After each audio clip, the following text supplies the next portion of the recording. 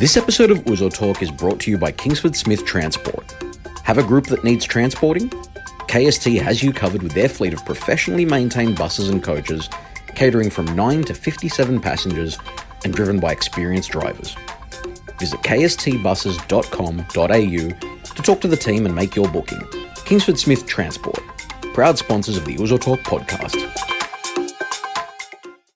There's no Uzo Talk without a bottle of Uzo, which is why we love the Greek Providor. Get a real taste of the very best produce that Greece has to offer. From olive oils and delicious artisan sweets, to unique spirits, earthy herbs and memorable wines. Visit thegreekprovidor.com.au to see their amazing range. The Greek Providor, proud sponsors of the Uzo Talk podcast. Sound is. And we're back. Nick Athanasiou, welcome back to your living room. Thanks, mate. It's great to be back. It's good to see you, mate. And as ever, we have another big show planned, don't we? We do, mate. It's going to be a massive show, but more importantly, we have an announcement, I guess. Congratulations are in order again. You and Dimitra, another baby in the family. We do, mate. We had another. Thank you very much. Thank you very much. Appreciated. He's such a good baby as well, mate. Knock on wood, mate. Knock on wood. He sleeps, you reckon? He sleeps all through the night. Don't saw say him that the on other this day. show. He's been feeding well. So, mate, you've got a perfect baby there. What's happened? You've just told everyone that that's the case. You've just jinxed it. Thanks. Why?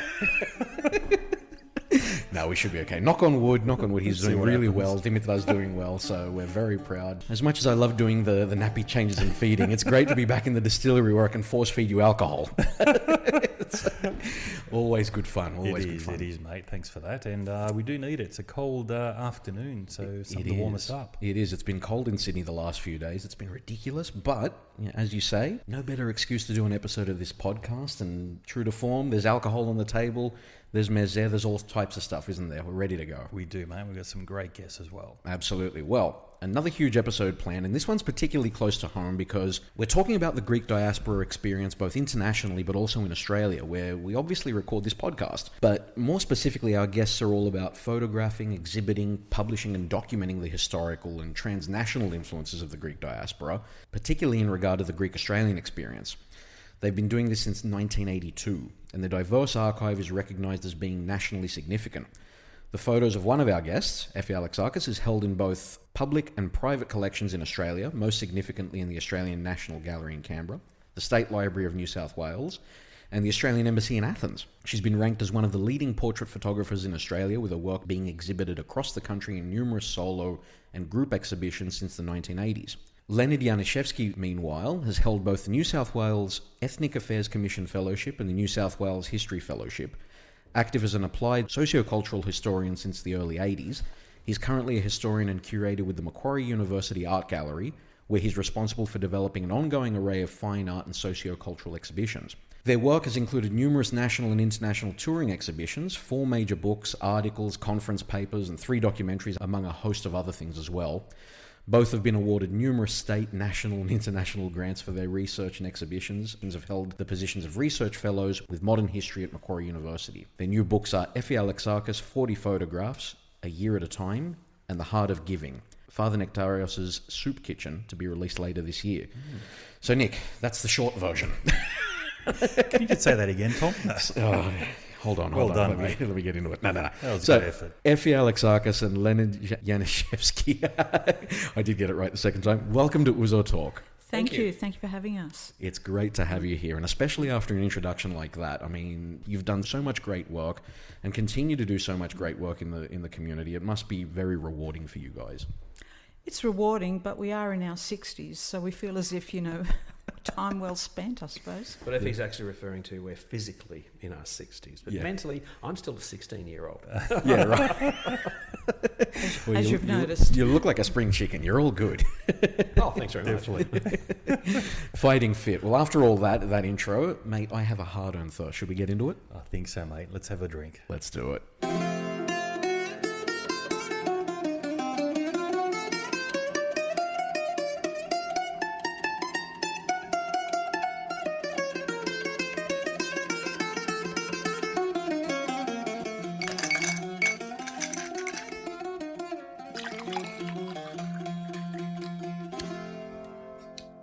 Stiniamas. Welcome. Oh, thank you. Welcome. See, I've got more Rizzo than everybody. Welcome. You do. Okay, so Nick, what are we drinking? Grab the bottle there. Well, what are we drinking? What aren't we drinking is the question, isn't it? Well, we've already started on the Vekaraki. We're going back to Tsipro. It is a cold afternoon, so how good is it having a Tsipro to warm you up? And we can't get past our Ouzo. We've got a mini, a couple of shots of mini happening as well. Absolutely. All compliments of Milloway. Our good friends at Milloway are back on board. That's right. Our drinks come courtesy of our amazing sponsors for this episode in Milloway Allwood Wines. Harry and family, thank you so much for your support, and a belated happy birthday to you, mate. Harry, if you live in Sydney, 285 to 287 Homer Street, Allwood, to get your hands on all the products from Greece that you need.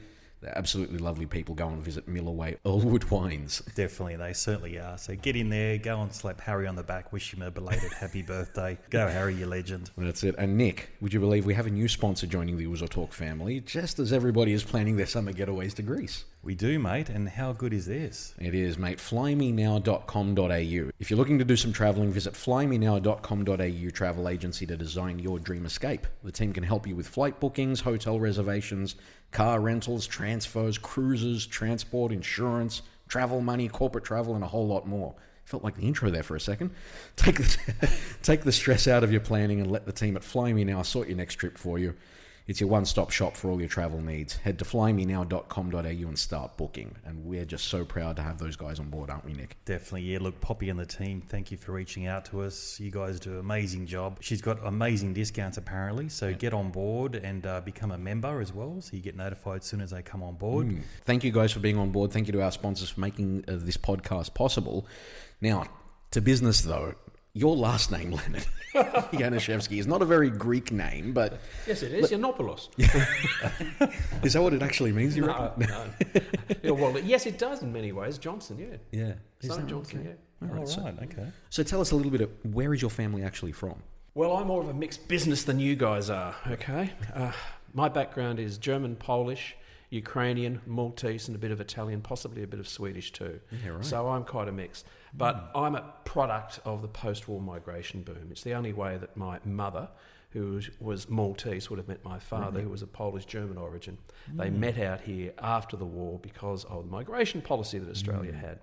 And I've got one brother and one sister, and we're all quite happy with our background being as mixed as what it is, because it gives you a broad vision of the world, particularly when you go into the history of your own family and then the history of the regions that you're from.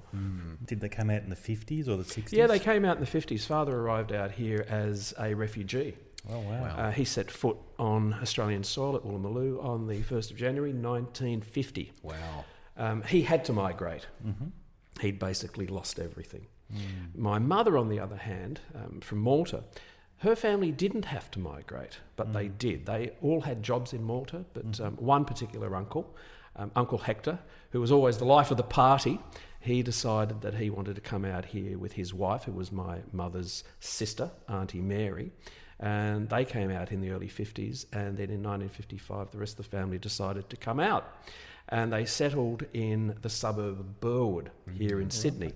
And my father had acquired a terrace about 5 doors down from where they settled. And as I said, Uncle Hector, being the life of the party, saw my father walking past Burwood pub. Come on in, let's have a talk. He wanted to talk to his neighbours, and then he introduced him to my mother. Wow. Well, person who was going to become my mother. And they had a date over at a picture theatre in Burwood, and, well, not long later, I was coming along. Wow, what a story. Fantastic. Well, here's to Uncle Hector. Yeah, Absolutely. If it wasn't for Uncle Hector, I wouldn't be here. And after all that, you had the good sense to marry into the Greek community. Sorry, could you repeat that? Good sense? Where's that coming from? Somebody said you saw the light and you married a Greek. Oh, I did see the light when I met Effy, yes. Well, let me take this question away from you. Effy, how pissed were your parents? Toxenos, Timos Canis. I knew it. And Effy told me, they loved you straight away. That's what it means. Exactly. Yeah, right.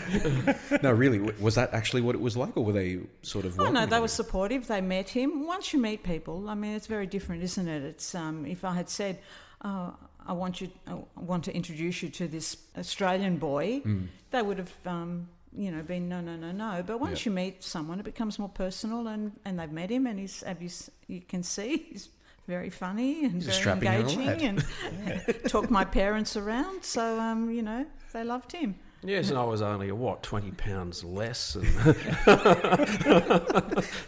haven't aged well. You're looking fabulous. What are you talking about? Thanks, Effy. I love you too. Apart from your knees, mate. That would cover that off there. Your knees. So, Effy, what is your background? Where are your parents from? Well, my parents were from the village called Sikia. It's in the Peloponneso, an hour south of Sparti, near to Monemvasia. Beautiful. They were both from the same village, neighbours in fact. My father came out in 1954 as part of the assisted migrant scheme, and after the 2 years you had to work for the government, then you were entitled to bring a bride. He wrote back to his father, and they suggested Maria, who lived next door, my mother, 10 years younger. So she came out, and then I was born a year later. So by proxy, one of those. But they actually knew each other, so they knew the family, and they'd grown up. Wow. So it's fascinating you said. So he came out and he had to work for the government for 2 years. Yeah, assisted migrant scheme started in the mid 50s, and so advertising everywhere. Australia wanted to build up. So. And Greece wanted their young people to have, an opportunity to work and succeed. And often they all came with the idea that they were going to go back anyway, didn't they? Like most people, your own family too, probably thought 5 years. And that was something that we always thought growing up, 5 years, then you'd go back. But once you start having children, you don't go back. Yeah, definitely. Well, like we've had in previous podcasts, Greece in the 1950s was devastated. After World War II and then after the Civil War there was nothing left. So the opportunity was to migrate. Well, my father was the oldest of 9, and so after a while he eventually sponsored 6 of them, brothers and sisters, and on my mother's side there were 6 children. They mostly went to Canada and the US.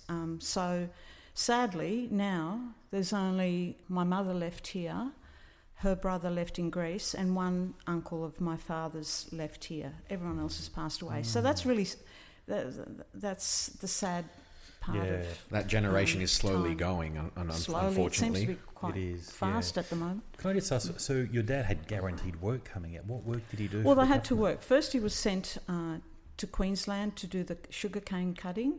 The Australian government thought these were agriculturalists. We can send them off and do the various agricultural work required in Australia, but cane cutting is not something that the Greek in Sikia, they had olives and they had figs and it was a very different sort of work. It was very hard work, and you saw snakes and it was hot, and a lot of the men lived together in sheds. So I think he often asked for and they did that too. You couldn't work there for very long. It was very backbreaking, and it wasn't what they were used to.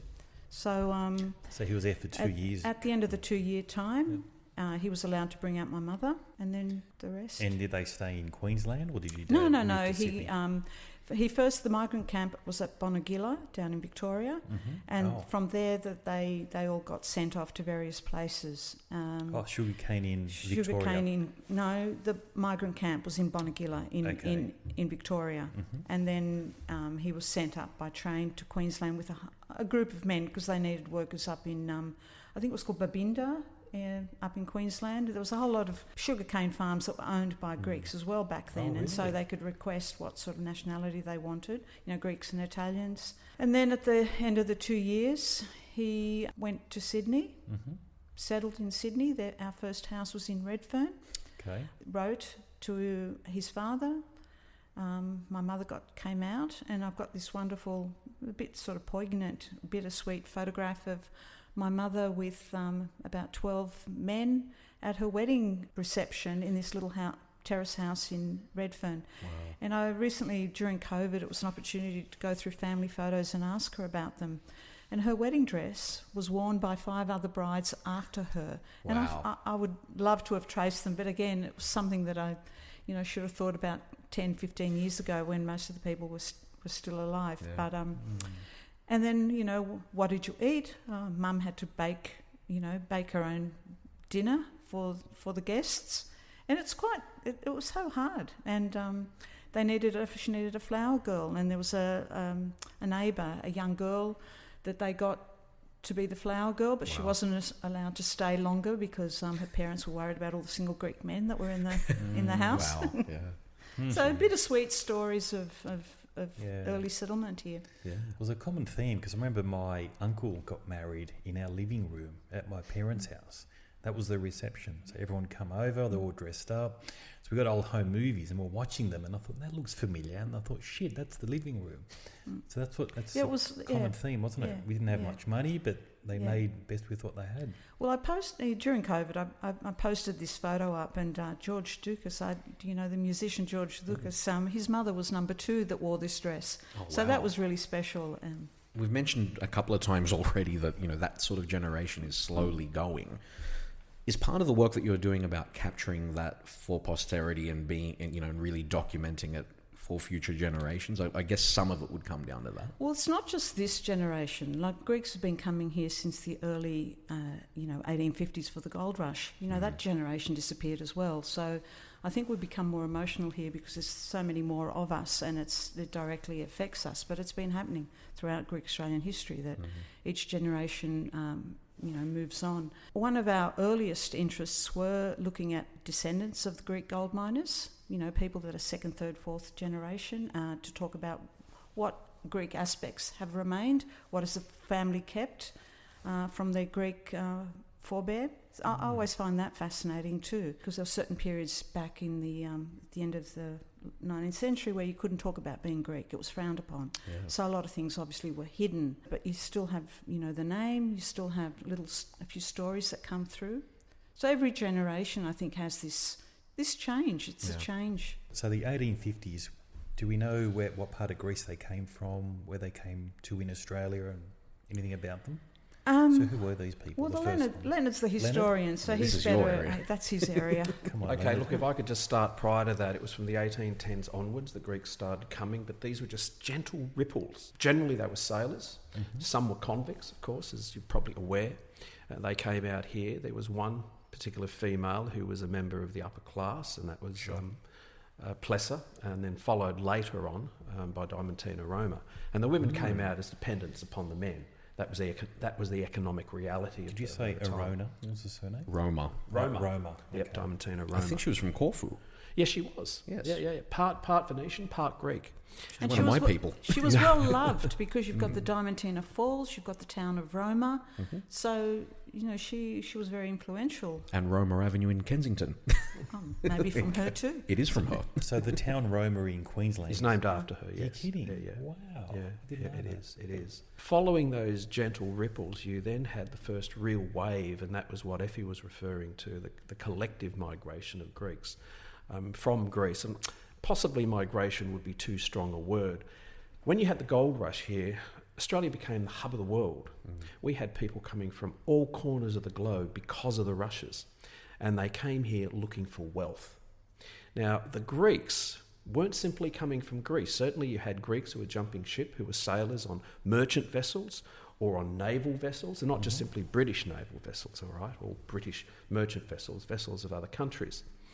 And they went off to the gold rushes hoping to really make a mozza. Now, some of these Greeks who had come from the United States had experienced, or their forebears had experienced, the 1849 gold rushes there. Right. And they knew that, okay, you might strike it rich, but on the other hand, because gold was found in areas which hadn't been settled in terms of European settlement, well, who was going to supply the goods? Who was going to supply the clothing? Who was going to supply the mining material? Who was going to supply the food? And this is where you got Greeks setting up shops. And they would set up shops and sell the miners what they required. Not all of them, of course. Some did become miners, and there was a famous group of miners at Hill End, Tambaroora, in a settlement known as Greektown, and that was the first collective settlement of Greeks in Australia. There was another one, which was established in Victoria, in Maryborough, in a place called Mosquito Flat, of all names, and they established families. But of course, Greek women were not coming out.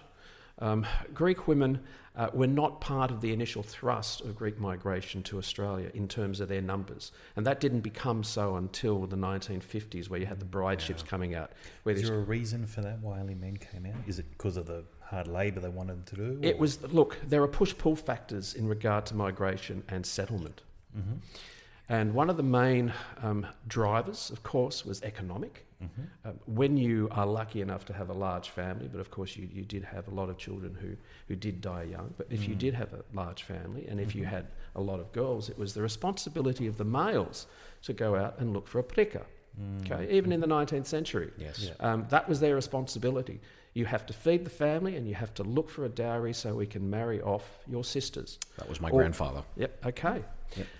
Wow. And so they were coming out en masse to Australia. But it was, look, Greeks have been migrating since the classical period. This is part of not simply a tradition, but it's in their DNA to go out. It's not simply adventure, it's also economic need, but also their responsibility within the family, what they had to do. And indeed, if I could move forward, for instance, just a little bit, we also discovered that in the 20th century, Greeks were coming out here in order to find their prika. But in later life, even though they had married here and had children here, those sisters who were unmarried in Greece, they felt the responsibility still, and they would leave their family here and go to look after them in Greece. This is before the development of aged care facilities within Greece. Okay? So you had families being split within Australia because that desire to maintain the morale that they were given in terms of their responsibility to go back, they would do that. So you had the push-pull factors of economics, pushing them out of Greece, of the desire to go and find prikas for their families, female members. And of course, they would be pulled by nations that had opportunities for them. And certainly the gold rush did provide opportunities for them, both in the United States and within Australia. Now, because within Australia, they had settled on gold fields initially, once the gold started to peter out, what were they going to do? Some went back to their ports of entry and decided, oh, well, let's just see if there's any work here. Some worked on the docks, some became fishermen, some became coastal sailors. Some others remained in the rural areas to become farmers and so on. Others then went into the shops and they established themselves in food catering, which is what they originally were doing on the gold fields, okay? So they had experience in it. And the reality is that in food catering, you could keep the family together, you could actually stimulate chain migration for others to come out and assist you in that type of work. You didn't have to know a lot of English, but you certainly could establish yourself in the new nation through that particular avenue.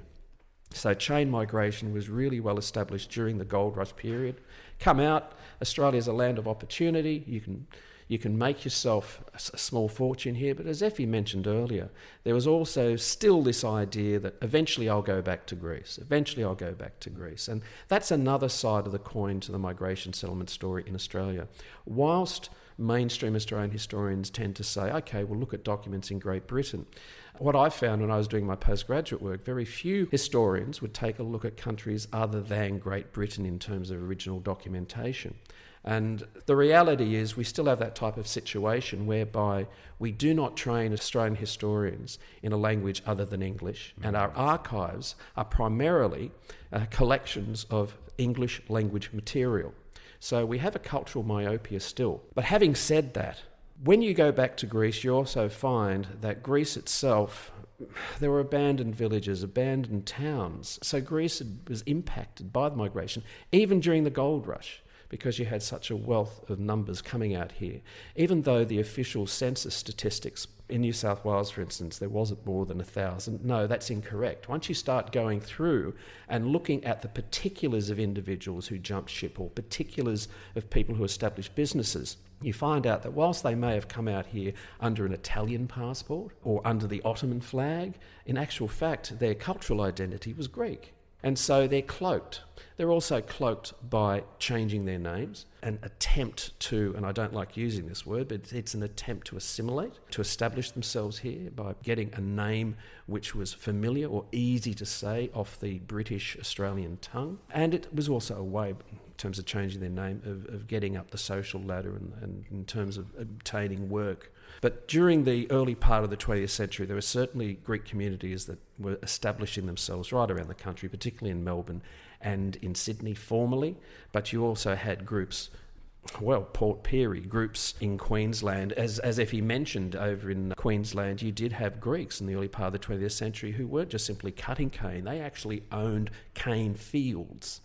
During 1925, there was a Ferry Royal Commission into the Greeks within Queensland, and Ferry had indicated that, they were useless economically, which wasn't true. They were incredibly well established, an incredible asset to the economy. It was part of the racist outlook at the time to get rid of Southern Europeans. But that period after chain migration, you had the establishment of communities, as I said, throughout the country, but you still had more men than women. It wasn't until after the 1950s mass migration that you had an effort by the Australian government to get more women here so that men could settle and that they would de-evolve this idea of eventually going back to Greece. That is a very comprehensive look at the history, the early history of my Greek migration into this country. I did not expect any of that. That's amazing. I've got a lot of questions now. Far out. He has long sentences too. Yeah, that was fantastic. I could just kept on listening. Keep going, Leonard. Okay. Why did you stop? Actually, I was just going to touch on, so you said Hill End, I think 1850s was one of the first sort of Greek populations. Well, there's a cemetery still there with lots of burials with Greek names. I can think of now. So where is Hill End again? Hill End is near Bathurst. It's probably... so is that it's sort of a dirt road, north-south west of Sydney, central. Yep. Yeah. It's about, what, 2-3 hours? Not that far. Okay. 200 k's. Yeah. And that's where there was a the gold first discovered? collective settlement. There was quite a few. They had children there. Have you heard of the Holterman nugget? It's the largest gold nugget to have ever been found at that time. Anyway, it stood about 2 metres, 1.5 metres tall. And there were a few Greeks involved with the team that brought out this gold nugget. Wow. So there were quite a few Greeks working. They worked in groups as well, those that looked for gold. So then they settled, they married, often the Anglo-Saxon women.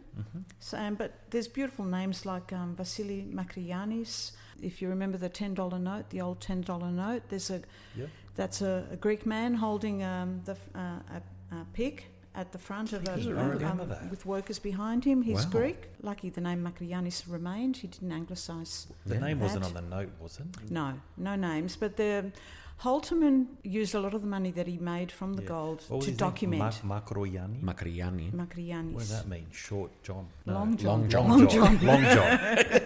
The opposite. Cut that out. Long John. And there's we photographed there's a tombstone. Vasili Makrianis married Matilda, and that's a very Aussie name. So it's like saying John married Sharon. Sharon. It's Sharon. Sharon. Yeah. Wow. Love it. So Makriani and his tribal, where were they from in Greece? Do we know what islands or mainland they were from? We tend to think that he came from Kefalonia. Okay. Wow. Many of the islanders were coming out early, particularly during the Gold Rush period. And the Ionian Islands were responsible for quite a large number of Greeks being on British vessels because they were great seamen.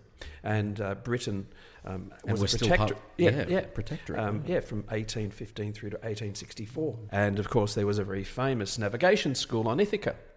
And many of those who went there then went across to the defender of the Mediterranean, being Britain at the time. Okay. Was that Odysseus' school? Or Possibly. Might have set it up. They didn't do very well. He took how long to get back home? Then he had to do all those suitors for his wife. Actually, I reckon that's a funny story, though. He said he took 10 years to get home and he made up all these stories. I reckon he it was made all that crap. Up. Just didn't want to get home. And of course, you know what You're not going to Penelope believe said. what happened to me. I couldn't get here. There were these women. And I told you just to go and get the milk, and look what you did. Love it. Wow, okay. So Kefalonian. And what the main reason was because they were good seafarers. Yeah, they were good seafarers. Okay. They were great seamen. and the Brits recognised that, and that's why they were on their vessels. Because they would have been under Venetian control around that time, wouldn't they? 1830s? British. British protectorate. Yeah, they were British. The British were protecting them. Yeah. And that was the time when Greece were going through independence. They were attempting independence, yes. Yeah. And, of course, acquired it in 1821. But, of course, it wasn't the Greece that we know today. It was simply Attica and the Peloponnese and the Ionian Islands. There's an interesting story about Kythera. Because of the gold rushes, Kytherians were coming out here, not as large in number as from the 1890s onwards, but from the 1850s there certainly were Kytherians coming out here. And they acquired British citizenship. We didn't have Australian citizenship until 1949. So if you wanted to settle in Australia, you acquire your you became an Australian national by becoming a British subject. Right. And because of that, during the schism in Greece, during the mid-1910s, between Venizelos and the king, Kythera was actually, it jettisoned itself from Greece, and it became, again, a protectorate under Britain because of the lobbying by the Greek gold miners who had gone back, who had become British subjects. I found that fascinating, that they were politically wise in terms of what they wanted to do. I find it fascinating it's an Ionian island where it's so far away from all the other Ionian islands. It's an Ionian island politically, but geographically you're quite correct. It's very different. Well, I can tell you in 1864 in Corfu, there was a vote as to whether they were going to stay independent and be part of this, this independent state. I think at that point, the United States of the Ionian Islands, I think it was what it was called. And one of the only villages that voted against joining Greece was mine. How do you feel about that now? During the economic crisis, maybe okay. Anyway, really? Small digression. Yes. Story. Wow. Small digression. But anyway. Good insight. So you talked about the Greeks owning sugarcane up in Queensland. So were you talking the 1920s or earlier? From the 1920s onwards. And who were these Greeks? What, they just arrived and they Most bought of them, it? I think, accumulated? they were from Castelorizo. I think in Queensland, a lot of Kazis. Kazis were coming out. You also had people from Metalini, for instance, who were coming out. And in Queensland, sugarcane farming was very popular. And many Greeks entered the workforce initially as cane cutters and then acquired what they referred to as blocks in Queensland. And this is a significant point because during the 1950s, people considered, it's the Italians who are actually running the sugarcane industry up there. Well, I'll contradict that because if you take a look at the original documents, you had the Sugarcane Cutters Association and the Sugarcane Growers Association. Greeks were running it. Wow. Right? And they were the ones who were asking for labourers during the migration process from the 1950s and the 1960s that they could have them working on their cane fields. They knew the language, they could get on with them, and so they introduced Greeks to the cane fields in the 1950s. But certainly they were cane farm owners from the 1910s, 1920s onwards. But they did other things in Queensland too. They also were tobacco farmers in far northern Queensland, and because of the experiences. This is the wonderful thing about a diasporic people. You have experiences from your country of origin or those countries to which you went prior to coming to Australia, and you apply it and you see what works. So it's transference and then transformation. And certainly the tobacco and the cane industries in Queensland wouldn't have been what they became without an input of knowledge and skill and hard work through the Greeks. They weren't the only ones, but they certainly were there. Wow. I only ever thought it was the Italians that ran the sugarcane. This is the first I've heard of it now. Any documentation I've read, it did refer to Italians. You're quite correct there, because the publications that came out during the 1980s, for instance, dealt with the Italians on the cane fields rather than the Greeks. And that then slanted the perspective. But when you go back to the original documentation, you do find that the Greeks were the ones who were the movers and doers to a large extent. And that's not to diminish the Italian input, but the Italian input certainly came later rather than earlier. Wow. So you're saying we're good immigrants, us Greeks? Oh, always good immigrants. Well, look, there's the good, the bad, and the ugly. When you take a look at history, you do come across characters with a variety of those traits. And just like any other group, the Greeks did have the whites, the blacks, and the greys, or the good, the bad, and the ugly. Of course.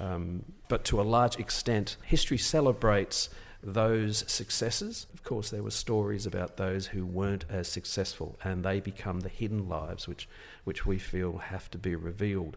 But the other thing that we try to do in this history that we try to put together is that, for instance, with the cafe book, people think, oh, you've written a book on the Greek cafes. Oh, I'm sorry. No, in actual fact, that's a book about the interrelationship between peoples through the Greek diaspora using the Greek lens, because as I mentioned, the diaspora, you pick up ideas and experiences. So here we have the Greeks going from Greece to the United States and then coming to Australia, but picking up ideas in the US and applying ideas from Greece into the US, changing the US food culture, and then changing the Australian food culture. So it's actually about the transference of ideas. It is actually about Americanization of popular culture within Australia, because through food you've got an association with cinema, popular music, architecture, and so on. So it's a bigger history than just saying it's about the Greek cafes, because it's the interrelationship between peoples that are important, and how we exchange ideas with one another. We want to talk about the book, obviously, but before we get to it, you mentioned previously that there's a myopia when it comes to the records and the record keeping, particularly when it comes to the Greek community. As a general rule, how well have those records been kept, and how much do we not know, do you think, when it comes to our history here? Are you referring to the records that are currently held within the libraries and the archives that deal with Greek Australians? Yes. Look, back in 1988, Effy and myself gave a paper over at a conference in Melbourne, and it was the New Responsibilities Conference, where the Hawke government was attempting to diversify our collections. Certainly attempts have been made since then to diversify, and we do have a relationship with the State Library of New South Wales, and we do have a in-principle agreement that they will receive our archives. But to get our archives into a situation about not simply depositing it, but making it accessible, if it's not accessible, it's worthless. Good point. We don't have the current financial wherewithal to do that. When you're looking at thousands of interviews, hundreds of thousands of photographs and documents and so on, we just cannot do that. So we don't know how we're going to approach it to give it in a state whereby it can be utilised within the State Library. But the State Library and the National Library are both places which are keen to try and obtain this material, but they have budget restrictions. I tend to think their budgets should be divided differently, but they claim that they have to maintain their current collections. And I can understand that, but we all pay taxes. At the expense of this important... Yes. This important archive? Yes. Like, really? Yes. Problem is too, like we were in our 20s, we started to try drive around the country documenting it, but it was on cassette tape and it was on film. So there's the added expense of having to digitise everything. Yeah. So I think we were born in the wrong period. But that's what collections do. Stories back then too. You could probably fiddle that on a thumb drive now. Probably. That's the problem. But that's how we discovered a lot of things. We were in our 20s. We decided to drive around the country and see what's there. Where are the Greeks? We drove across the Nullarbor. We went up to Darwin. We met Greeks there. So you've got to go out there and do the research. And this conference that Leonard spoke about, we were very young, we were naive, and we were very critical about, what institutions were doing. They weren't going out there. You can't expect the material to come to you. You've got to go out there to look for it and to put it together. Well, let's start on that, because how did this relationship start, and what brought you to be able to think this is something that we need to be working on? Well, I think it was the gold rush period that we started talking about earlier. We both met at Sydney Uni, and then we both did we were both trained as art teachers, and then we both went and did a dip ed, but we didn't really, that wasn't really the area we wanted to do. So I met Leonard, and he was talking about all the Greek names that he met while he was when he was researching his thesis on the Hill End period. Mm-hmm. And at that time, I started a postgrad diploma in photography, and I was interested in documenting my family. And Tragically, my father died just a year later, and I became more obsessed with documenting my relationship to Australia, my Greekness, and that's where we decided to combine the history with the photography. And that's when we decided to drive around the country. We'd go to cemetery, and our dates were going to cemeteries. And oh, look, here's a Greek name, and very romantic. People I are still thinking love this is going an to odd couple. cemeteries. Don't you love going through cemeteries? Is that Don't bring up necrophilia, please. Greek word? Exactly. So I think that's when we started doing the work ourselves. It all made sense, and we put an order to it around the country. And here we are, 4 decades later. What the hell are we going to do with everything now? And this is all off your own bat as well. No one's behind. Was anyone behind you? No, not really. We've been lucky to get government grants along the way, but of course they're always small. Like our very first book, Images of Home, Maverick Xenitia, I wanted to look at the effects of migration on Greece itself. We talk about people coming here, but what happened to these villages that were left deserted and destitute? The Australia Council did give me a $5,000 grant to do that, so that was enough back then for Leonard and I to go back and document. We decided to go to Ithaca, Kythera and Kastellorizo, the 3 main islands that a lot of the early settlers had come from. And we did. We found deserted villages in all of these places. We found letters. We found photographs. People had, the houses had collapsed, so a lot of these documents were left lying on the floors of these houses or even on the walls. People expected to go back and they never did. So we started calling them, social cultural museums, which they were in a way. And we also interviewed a lot of Greek Australians, those people that go back and come back, and they're not comfortable in either place. So we interviewed them about what is home, where is home. So that was our very first book, and we were lucky to have a publisher, Hale and Almunga. They specialised in Australian history. That book is what really made that journey, possible, I think, because I think it gave us legitimacy that the project was of value. The book sold out, it's out of print. That was encouraging for them to do our second book, which was more a history book on looking at the Greek Australians throughout the country.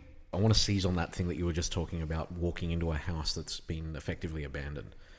What was that like for you to walk into a place that, fully knowing that these people had left with every intention of coming back, and here it is now completely empty and it's now a time warp? Goosebumps. Yeah. Goosebumps. You're there finding personal things. And I've got some photographs of old photos on the wall with the Sydney studio sent back to Greece. You've got little handbags that were just left on the wall. You've got letters from cafes here telling them there's work, come. It was emotional to find that. Did you end up finding those people in Australia? In fact, this year or last year when I had the exhibition in Glebe, there was someone there and said, that's my uncle's home. So people can, even after all this time, people recognise the house. And this year with that particular photograph, we did make connections then, but we're still making connections now. Wow. That photograph. So it takes a long time. And the beauty these days is we've got Facebook, we've got media that is instant and people can see it immediately and can comment on it. And so we were able to trace who this little girl in the family photo. The ceiling had gone off this house. There was just a wall and there was this rusty photograph. And the woman in her 50s here said, that's my christening photo. Wow. And it was in Ithaca, in Exoye in Ithaca. So, unbelievable. See, a lot of that stuff's unpublished. A lot of it's in negative form, in boxes, in our archive. The book was good because people from Greece and from here, and even from New Zealand, wrote about, I know who these people that you've got in the photograph are. There was one house that had a map, and it had an outline of Australia. They'd penciled in, obviously this is where they were going to go. Yeah. No, it was very emotional, and even. At the moment, I've got an exhibition at Macquarie Uni, not my own work, but it's called Spirit of Place, where artists write about, document something that's important to them. And the thing that started off this exhibition was my grandparents' house. In my grandparents' house, when I first saw that for the first time in the late 1970s, there are photographs of my relatives in Canada, America, us growing up that we hadn't seen, that my father would have sent to his parents. So it's my own family museum within my grandparents' house, which was so moving. And every time we go there, it's like a little pilgrimage to this. It's changed now a lot because everyone's sort of pilfered all the photos. But it was such it's an emotional thing to know that you're growing up here, but there's people over there that know you more than.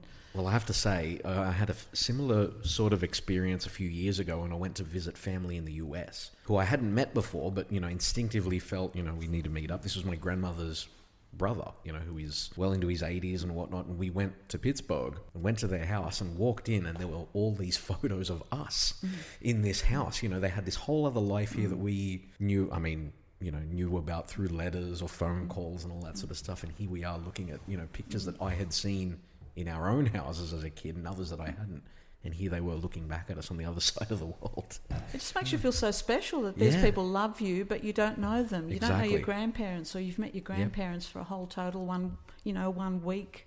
If you put together all the hours that you were together, it's quite a sad aspect of migration that I think, But it's also such a powerful thing when you consider the power of photography. And this is what I want to ask you. It is such a powerful way of communicating, and particularly if you have an eye for it, which you obviously do. When did you realise that photography was the way that you wanted to express yourself and be able to tell your stories? Well, in the 80s, when I was, we really thought I wanted to be an art teacher, so I was always interested in the visual arts. And when I was at Sydney Uni, I joined the photography club, and that's where I learnt to process and print my own work. But then in 1983, Macquarie Uni was looking for a photographer. I applied. It was a very entry level, and I got it. So, and that's what really changed everything for me, being working as a photographer at a university where I learnt so much. And I'm actually, 40 years later, still doing a lot of freelance work there. So I think having that position as a photographer, learning photography's changed so much from analog, developing and processing black and white. We did colour, we'd do a whole lot of research type photography. So it made me very attuned to the different types of image making processes. So how did it actually start for you?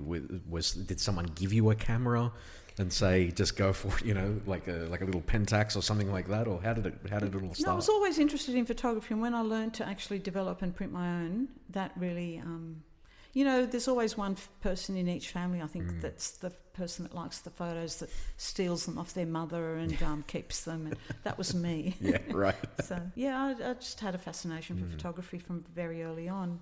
In that 40 photos book, there's a photograph of me, my father and my sister, and I've got a box brownie over my shoulder. Like, I don't even remember our family having a camera. It would have been, I still don't know who owned it, but it's sort of very prophetic, I suppose. Yeah. Here I'm a 3-year-old holding a little box brownie, so I think it was meant to be. Do you remember the first photo you took?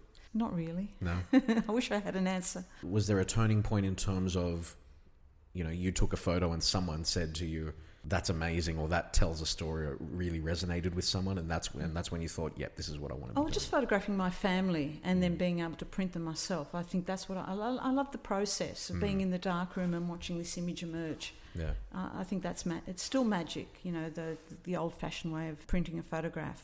It's obviously much easier now being digital, but I'm just watching it emerge in the dark room. Yeah. It might seem a silly question in some respects, but given your cultural background, but why the Greek diaspora in particular? You've spent most of your life taking photos of the experience here. What made you think that this is a story that I need to tell and help tell better? Well, no one was doing it.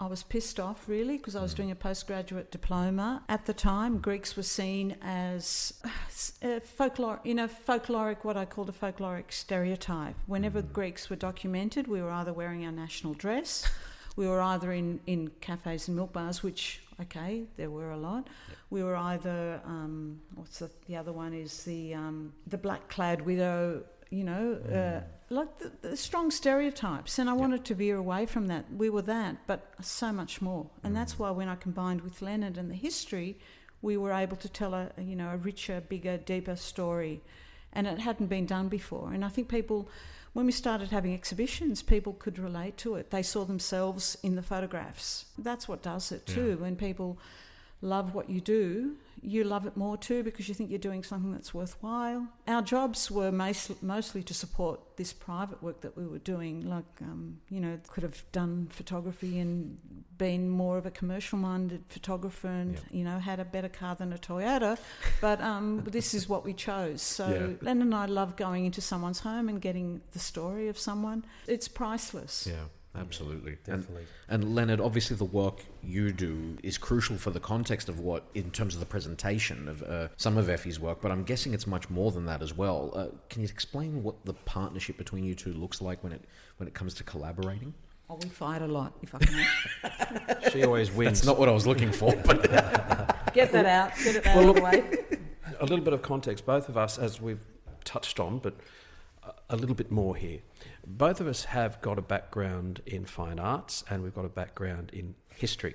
Mm-hmm. I went off into the history area, Effy went off into the visual area for postgraduate studies, and I did the history postgraduate studies. So it's the perfect partnership. Yeah, You've covered both sides. It is, in terms of bringing those ideas that we had, that which we were formulating together. For me, the reason why I joined up with Effy was not only the fact that she allured me in terms of I liked her as a person. Yeah. Okay. That helps. It does. It does help.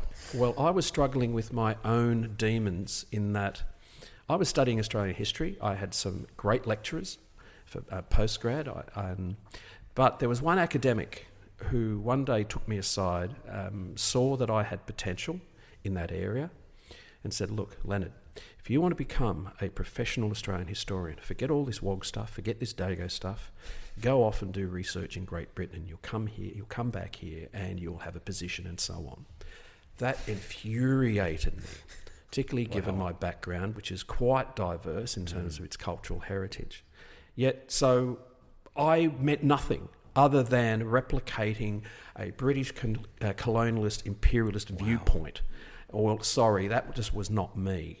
I wasn't going to do that. And Australia was much more than that, from First Nations onwards. So it became a political quest for me.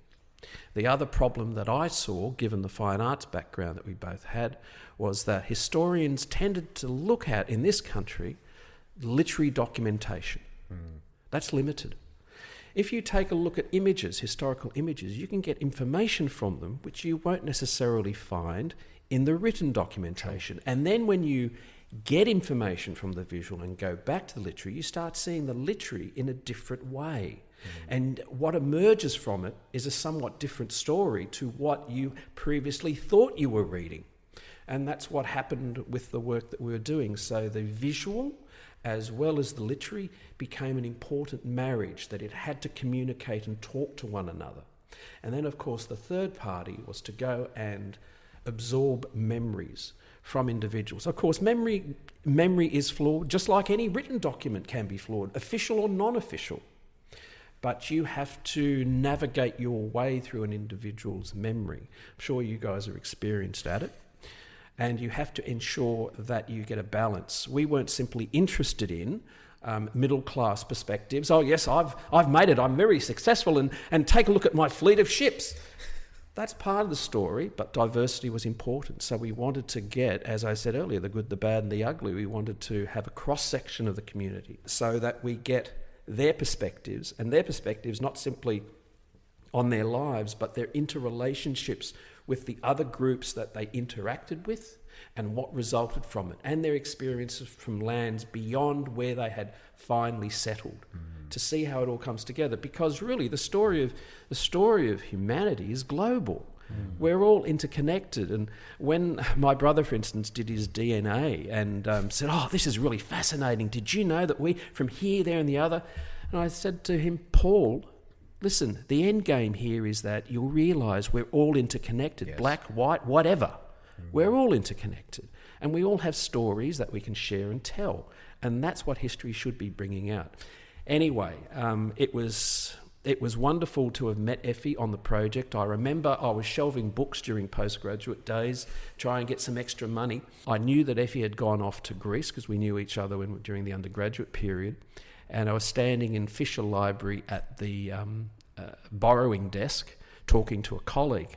And I felt this presence behind me. I turned around, and there's Effy. This Greek goddess, he says. That was so important because that's when she said, I've just come back from Greece and I've discovered these wonderful things, these abandoned houses on Amphithera. And do you know anything about Greek migration and settlement?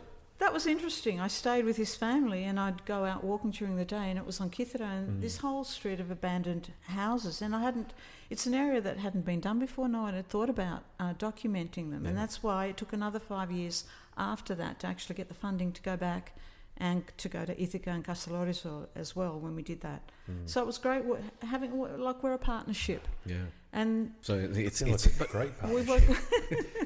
And it wasn't just for Greeks. We're not doing this for Greeks. It's Australian history, and I always emphasise that. When we have our exhibitions, it isn't just for Greeks. We emphasise Australian history. They're human stories. And that's what I think a lot of the Greek organisations tend to just focus in on their own. I think you've got to expand it out a little bit. It's part of who we are here. Can I just ask, just on that, did you touch on mainland at all? Was it just Kythera?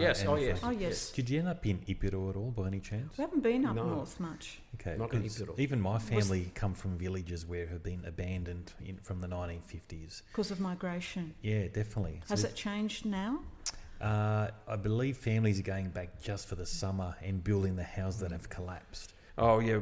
When you mentioned that rebuilding the houses, that's unfortunately the villages that we documented when we were in Greece twice, documenting these abandoned villages. Because of the renewal, because of the succeeding generations that have gone back with some money, they have actually, to some extent, destroyed the heritage which was still lying there. It's scupidia, it's rubbish. Just throw it out. When we did historical archaeological digs, we've got maps of where things were found, in which home, and where these homes were in terms of the cobbled pathways. We've got maps that no longer apply to the villages as they have been rebuilt. So they become part of the historical transcript that we've created. Well, the second generation's gone back, obviously, and been able to fix them up. But we documented a period that was as it was at that time, which I think has changed. But it's good to have a record of it. Do you hear stories of Greeks going back there to do that sort of thing and cringe and just be like, oh shit, we're going to lose, potentially lose stories here? In a way, but it's their own history that they're destroying, so... I love it when they say, look what I've done, I've preserved this for my papoon. What about the photographs that were in it? Could you preserve them? Because we have the same sort of anxieties because we've got properties over there and whatnot, and it's always the question of how much of the original do you leave versus what you take out, because there's stories in the dust that's on all of these things, isn't there? Well, there's a photograph that Effy took of a wedding. It was a wedding photograph, and it had been etched onto the glass. It was on the floor of this abandoned home. I think it was Kythera. Effy documented it because we knew that as soon as we attempted to separate the photograph from the glass itself, very little would this remain. Wedding photo had been exposed to the elements for I don't know how many years, and it was just very fragile, lying on the ground. And so I took a photo of it. So that's made. It doesn't matter if it was inevitable that it would disintegrate. But did you end up getting their names? No. Like a lot of these houses, and some of the houses were abandoned from the 20s, 30s onwards. So some of them were really quite old. Those homes that did have letters going back, then we knew the family names and so on, and so we could follow the potential trail within Australia. But any homes that didn't have letters or documents of some form that had been preserved, that became a problem. But other things that we found, for instance, with those Greeks who went back from the gold rushes, what about on Ithaca? On Ithaca in Frikes, there was a gentleman whose forebears... Alexandratos, whose forebears had been to the rushes. Some members of the family had remained in Australia. One became a very well-established architect in Melbourne, but his direct forebears, had gone back to Ithaca. And when we walked into the house, there were images. He had portraits from Ballarat and Bendigo on the walls. He had bank books. He had little gold nuggets that, and the problem was he was deaf, so we couldn't communicate. But he was all excited that we were interested in the Australian collection that he had. So we were able to document it and able to work out a story. And we ended up meeting his relatives. They're Melbourne-based. Right. So we got the story that the family had gone back. Matt did well in Ballarat Bendigo, gone back.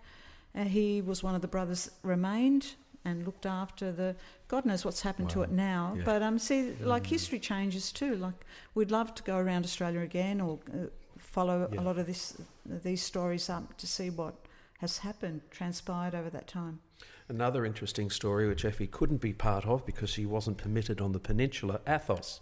Yes, During the of gold course. rushes, we actually had monks out here from Athos Really? who were looking for, finance to rebuild their monasteries. And their monasteries are essentially huge fortresses which had their own armoury, which had their own treasuries.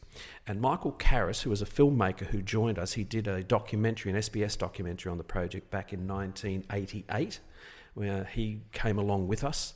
And he actually documented quite a lot of our stories. We went to Athos looking to see whether or not anything had been brought back. And there was one particular monastery, and the name of the monastery has escaped me right now, but we were permitted to go into the treasury. After a while, you have to speak to the abbot, and the abbot has to become familiar with you, and particularly since I'm not Orthodox, but I was trusted. And we found gold nuggets that had been labelled in iron ink that they had come from the Victorian fields. Wow. So there's another Australian gold rush connection with Greece, I suppose. So Mount Unbelievable. Athos has gold mined in Australia. Small nuggets, yes. Yeah, we don't know how much had been brought back. These treasuries are phenomenal. They are great cultural institutions, collections of a variety of the meetings of various cultures from across the globe. And Maybe you two should go to Mount Athos. if you can get We'd into love the to do treasuries and have a look with respect, Definitely. it is phenomenal what they have from east and west. Yeah. Even though there was an exhibition in during the 1990s, the treasuries were opened up and selections were made, and an exhibition was held throughout Greece. It's nothing in comparison to when you go and see what they actually have. It's phenomenal, absolutely phenomenal. Sounds like a museum. Yeah, very, very much so. If you're interested in parchment documents, vellum documents, if you're interested in jewellery with a variety of influences that shows the cross-cultural influences from east and west, armoury from knights. Wow. It's just mind-boggling, absolutely mind-boggling. And of course, you're within a monastery that was built over some 1,000 years old. The frescoes,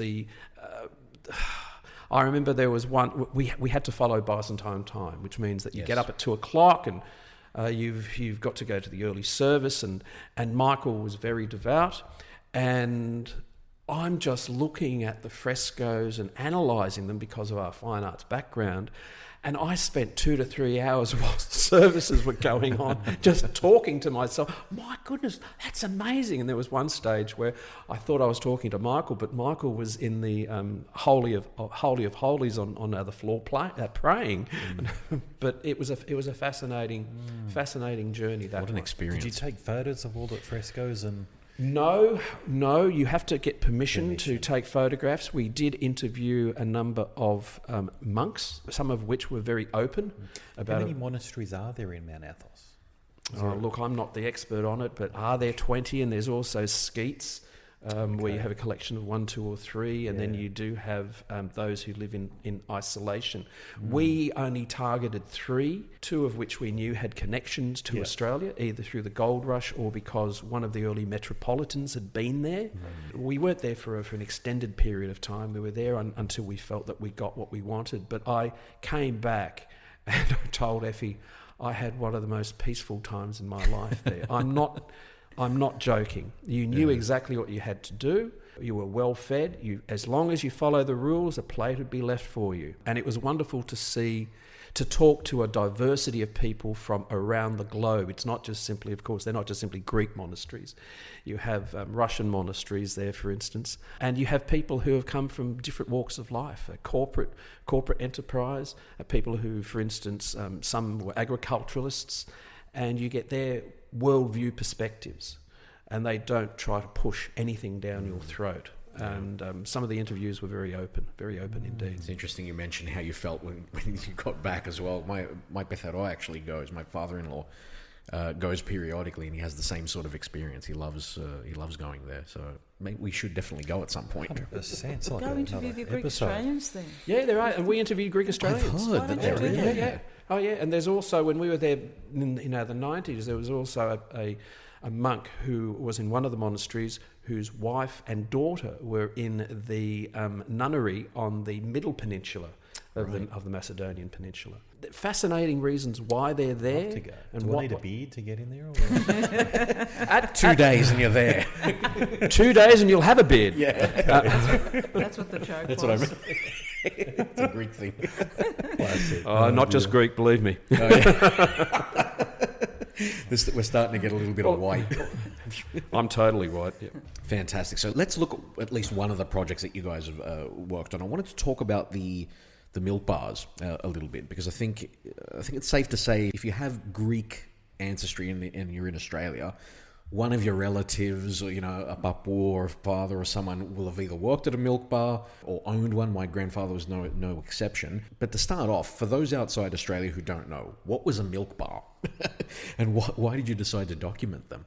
A milk bar was a product essentially from a gentleman called Mick Adams. Joachim Tavlaridis was his Greek name. This goes back to the idea of absorbing ideas from where you've had experience in different lands. Now, he had known that in Greece there was the Galactopolion, which is a place that sells milk products, solely milk products. That was in the back of his head. He'd also experienced the soda parlour in the United States and in prior The drugstore. the drugstore, the soda parlour. Correct. You'd go there to drink your medicine. They Yes. would whip up a soda for you. And he'd also seen the Hamilton Beach milkshake maker. Sorry, can I just say, what a drugstore is where you go, you get your medicine like a chemist. Yeah, it was called a drugstore soda parlour. So they had the soda machine there with the drugstore. So Yep. if you needed to take medicine, you had to sweeten it up a bit so that Because it was so that disgusting, you it needed was a so soda. bad. Oh, wow, I didn't So know that's that where was a the drugstore soda parlour idea came from, with the aerated drinks. Oh, wow, okay. It sold other products, and it was also a place of communication. It sold papers, it sold lollies, it sold sweets, and so Mick on. Adams had a cafe at the Haymarket area during the Depression. During the Depression, a lot of people went bankrupt. He had money left over. He decided to go to Greece, see his relatives, and then the US, visit his relatives. And this is where the two ideas combined, the Galactopolion and the drugstore soda parlour. So when he came back to Australia, he thought, okay, the recession, this is too expensive. I can't have as many waitresses.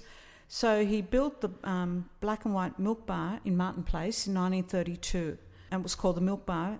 Was that one of the first ones in The Australia? very first one, global. It was a global enterprise. Wow. Yeah, look, the term milk bar had been around, okay, but he developed the modern concept of the milk bar. And the modern concept was that you do not have any table service. You do not provide any food. You fixate essentially on milkshakes. He still did have sodas, but the milkshakes were different to what we had today. The milkshakes today are actually a product of the 1950s, which are full of saturated fats and sugars. The milkshake that he provided was a health drink. Right. And milk was being elevated by politicians, by the state, as good for your health. And the milk board, it was very popular to drink milk. To put it in the context of today, it might have been a kombucha store or something like that. Yeah. Or a juice bar. Juice bar. Sure. Look, he was very popular. On the first day of opening, he had 5,000 people, and Martin Place had vehicle traffic in it at the time, and police were called in to divert vehicle traffic. In the first week, there were 27,000 people who came in, and within 5 years, there were thousands upon thousands of milk bars across the country. Incredibly popular. And then there was a knock-on effect to New Zealand, where Greeks who had seen its popularity here took it over to New Zealand and established black and white milk bars in New Zealand. It then went across to South Africa. It went across to South Pacific Islands. a British Australian took it across to Great Britain and established milk bars in Great Britain and also on the continent. And he established one allegedly underneath the Eiffel Tower in Paris. Wow. So really, it was a global phenomena. Now, did it get into the United States? There were attempts after World War II to get into the United States, but it failed because of the iconic nature of the drugstore soda parlour. The United States, no, very, very difficult. And the other thing that I'll bring up here is we actually influenced the development of milkshakes in the US. They were not popular in the US. Milkshakes have been around since the 1880s. And as the name suggests, it was something that was handshaken. Okay? And it wasn't until the Hamilton Beach milkshake maker, which actually was developed to mix malt with milk, not create milkshakes, which is what Adams had seen and said, hang on, I could produce milkshake concoctions really fast and I don't need many staff and so on. During World War II, with the Americans coming out here, they went to the Greek cafes, to the Greek milk bars, and they found a little piece of America because you had aspects of American culture in there. Yep. And then they saw the milkshake. And then, of course, you also had these Yanks, some of whom married Australian girls and took them off to the United States. And when you take a look at the rise of milk at consumption in the US in particular areas and what that milk was being consumed as, it was the rise of the milkshake in the United States during the 1940s. And so when people see the situation comedy Happy Days, which was set in the 1970s, which was set in the 1950s, but it was on television during the 1970s. In actual fact, there's a link to Australia because the milkshake's popularity in the 1950s arguably is because of the influence of the Americans who were out here in Australia looking at the milkshakes. Jeez. But that's just the milk bar. It's not, the Greek cafes were already in existence throughout Australia, the Greek cafes. The Greek cafes were before the milk bar. Yes, Greek cafes were before the milk bar, and they developed from the oyster saloon. You know, the oyster saloon was the very British... Explain what that is. You do it, Leonard. Okay. I mentioned earlier that Greeks had been food caterers on the gold rush fields, okay? And they were providing food, variety of services to the gold miners. From that, when they decided to go into the cities, the major coastal cities, they found the British-style oyster saloons. Now, in Britain, oyster saloons were a working-class male, okay? Eating in Great Britain was stratified according to what social level you were at. So these were working-class establishments. If you were well-to-do, fine dining, you'd go French. We had the same thing replicated out here and initially in the United States before the Greeks got to them. Greek eating traditionally is far more inclusive. Hey, Yanni, come on down, bring Papu, bring Theo down to... Everybody. Bring Yaya. It's the taverna experience, okay? So the stratification went out the door, both in the US with the Greek influence and within Australia. So when they went into the oyster saloons, they diversified their clientele. They also diversified what they were providing, not just simply oysters, but they provided red meat, variety of fish. They provided alcohol as well as soft drinks. And they then started introducing American-style ice cream, which was very sweet on the palate. The type of ice cream here in Australia, early part of the 20th century, wasn't sweet. I can guarantee that because we've interviewed people, because we've been doing this for so long, who tried Australian-made ice cream then.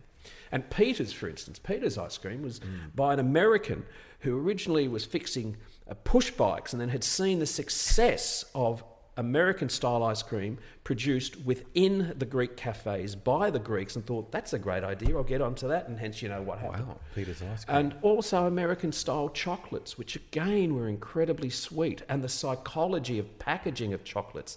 If I provide you with something that is in a glossy package with a bow around it, it becomes something special, intriguing, inviting. It's a surprise, a present, and so on. The Greeks brought all of that over here with them from the United States, within the Greek cafes, but originally in the oyster saloons, which they transformed. And the oyster saloons then became soda Sunday parlours and cafes. Wow. So Easter served oysters initially. And then it was very popular. Oyster saloons were a very working class British food. The very high protein, I suppose. They're very good for you. Wow. The Thames apparently got fished out of the oysters. And so did at Sydney one Harbour. period, and Sydney Well, Harbour. we had did. oysters in Sydney Harbour. Yeah, very popular oyster rock saloons. oysters. Rock oysters. Yeah, Rock oysters. okay. And of course, there's the famous story about the Commonos in regard to their diversification, not simply being able to retail oysters and other products within their outlets, but also then going into oyster farming and being very successful at it. And they had oyster farms on the north coast of New South Wales as well as the south coast of New South Wales. So they were the primary providers as well as the distributors, as well as being able to retail it. So we have entrepreneurialism taking hold here within the Greek genre of food catering. Wow. So in the 80s, when we started driving around the country looking for them, of course, we were able to catch quite a few, but a lot of them had disappeared. Like the heyday was the 50s, the 60s. Every country town had one. Some had 10 of them. Like some country towns like Wagga had 10. Family could work together. They were very successful for the Greeks. When did this transition to the old-fashioned fish and chip shop? That's what I was going to say. Was there a transition, or when did the fish and chip shops come to rise? introduced from Great Britain. Okay. And arguably, for instance, if we go back to Commono, he acquired a fish and chip shop, which Who he was went into. Commono again? There were two brothers, Athanasios and John Commono. They did They the were very. Cytherians. They Who did do the. we know? Emmanuel Commono. Okay. It's a very common name, but they the two brothers did that very first book, The Greeks in Australia, published in 1916. I'm not sure if you've ever seen that. It's in Greek and it's been recently transcribed into English. It was more like an advertisement. They sent 5,000 copies to Greece, to Kythera mostly, to entice them to come here, look at Emmanuel's the got to be opportunities. connected to these guys. Oh, for he would sure. be. Emmanuel Commono from the The Parthenon. Parthenon. Yes. Yeah. He would be connected for The sure. connected one is John Commono, who was mayor of Waverley at one time. He's the son of, Right. or grandson. Grandson. Interesting. But the Commono name became so associated with oyster saloons at the later part of the 19th century, early part of the 20th century, that other Greeks took on the name, even though they themselves were not necessarily Cytherian or not necessarily of the Commono clan, because of the association with Commono and good food catering that could be provided by them. So we've got hundreds of stories. So in that book that we published in 2016, it was more to promote the Americanisation aspect that we were interested in. But we're actually planning to do a volume 2 with just to publish some of the stories that we've got in boxes to get them out there. Because we find So you're books. saying Greeks left Greece, went to the US. Were they born in the US? Or Some were, yes. Some were. And then they came to Australia. Yep. There were more opportunities as well. You know, Yeah. after a lot of opportunities got exhausted in the US, or they had relatives. Some had shops there, some had shops here. Yeah, there was a direct connection, even with the Commonos, for instance. There was another publication similar to the 1916 book that Effy referred to that was produced in California called The Greeks in California. And in that, you have evidence of the Commonos That was published in 1917 of the Commonos having shops in California, that extended clan, and then having come over and worked in shops over here. Look, with the Greeks in the United States... What era are we talking about? We're talking about the 1910s. 1910s. Yeah. Hence the names, the Niagara, the Astoria, The Monterey. Oh, wow, yeah.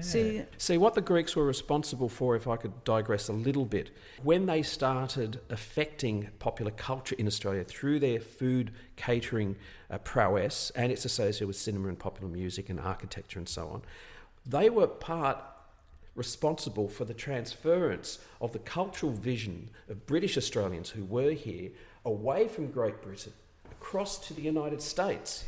And that's a very powerful thing to do. It's a very powerful thing that you're a migrant settler and you have had this effect unknowingly on the cultural psyche and the cultural knowledge that the population is acquiring. Now, mind you, there are other aspects in terms of our military relationship and in terms of our economic relationship, but certainly in terms of the cultural prowess, the It's an Greeks amazing are essential. legacy.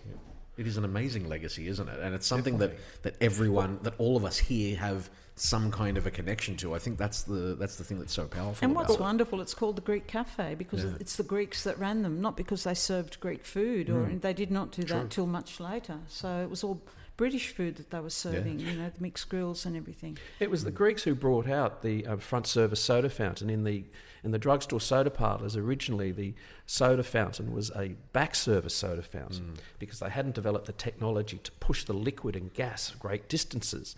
But when that had developed, they were the first ones to have it in their shops in the United States, and then they brought it out here. And in terms of the economic relationship to the US, from Newcastle, we were exporting coal in the early part of the 20th century, this is the 1910s, to the US.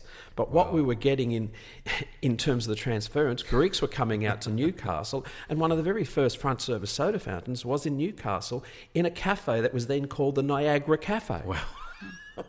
Wow. Well, it was a massive port. You could argue that it was a global port of its time in terms of the amount that it was exporting goods across to the US, but particularly coal. But in return, we were getting Greeks with these ideas. So the Greeks went across the United States, manifest destiny. There's Australia across the Pacific. What can I do there? Yeah.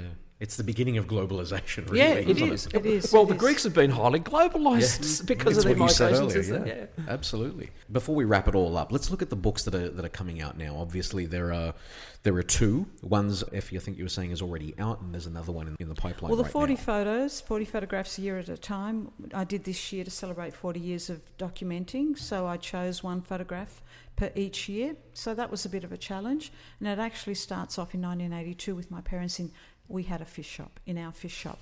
So So did we. It's a common thing. and so I grew up in a fish shop. Yeah. Did you like it? I remember I loved chips. So I thought you were going to say it was all fishy.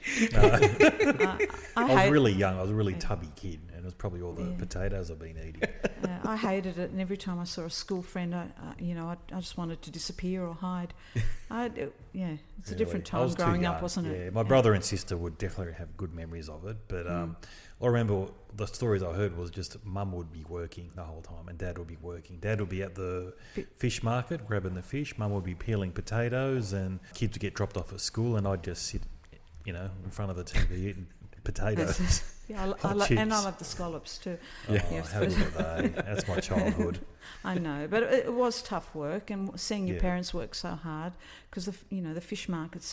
I did go with my father a few times, and I always found that a bit challenging.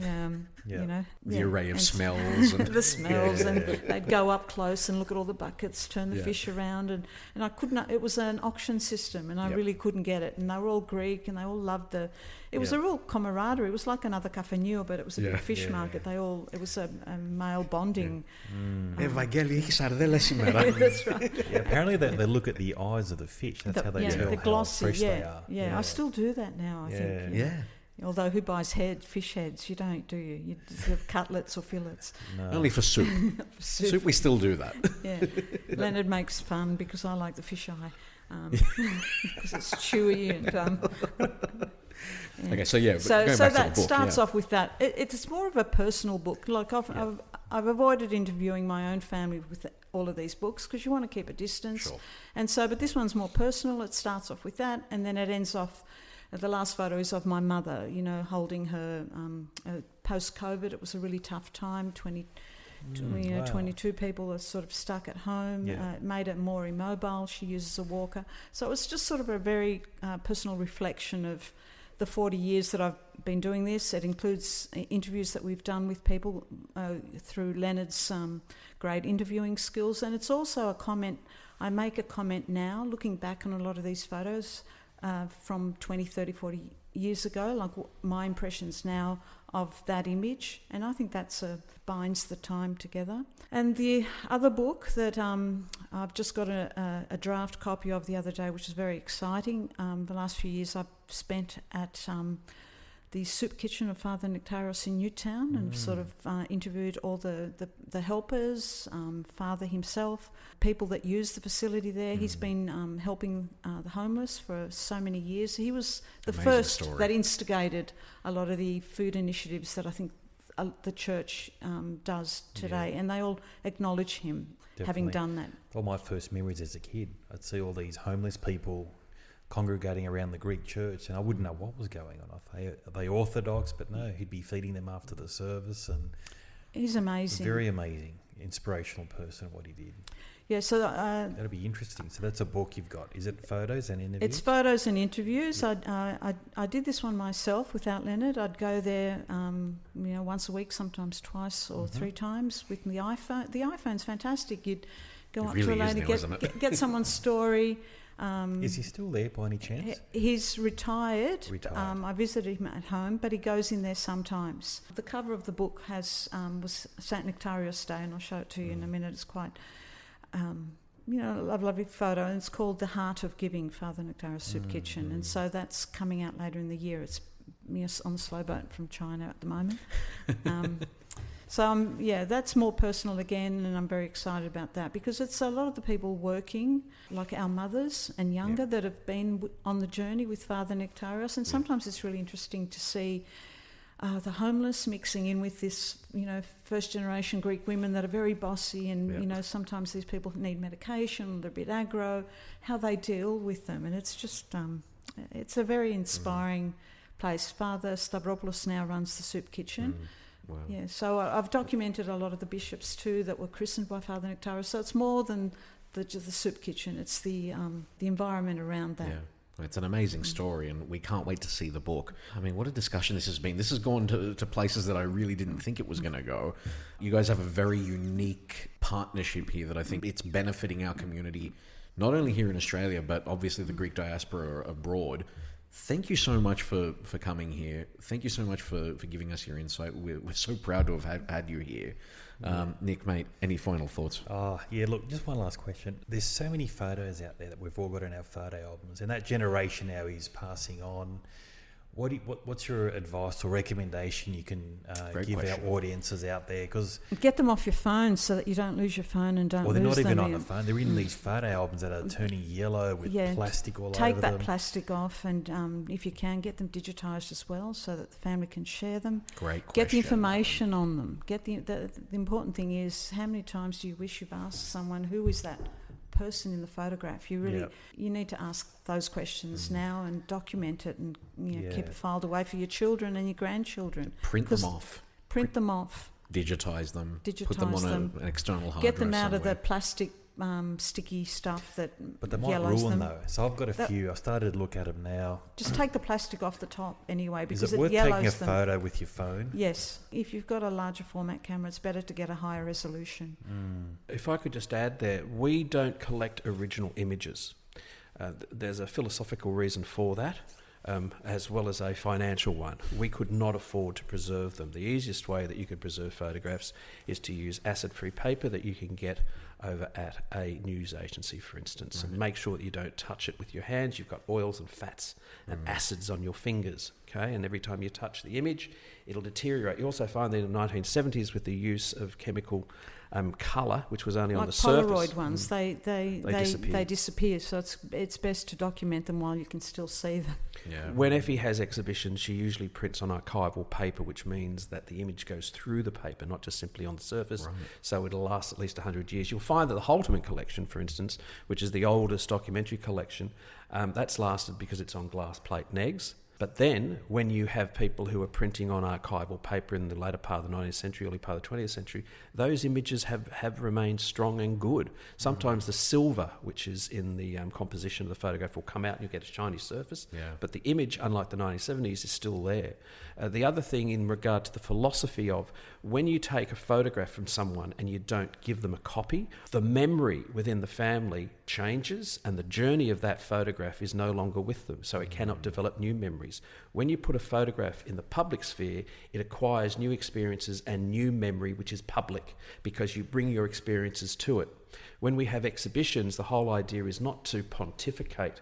It's to give a suggestive experience that someone can add to, or someone can contradict by an experience that they've had, which is different to the experience that you're putting.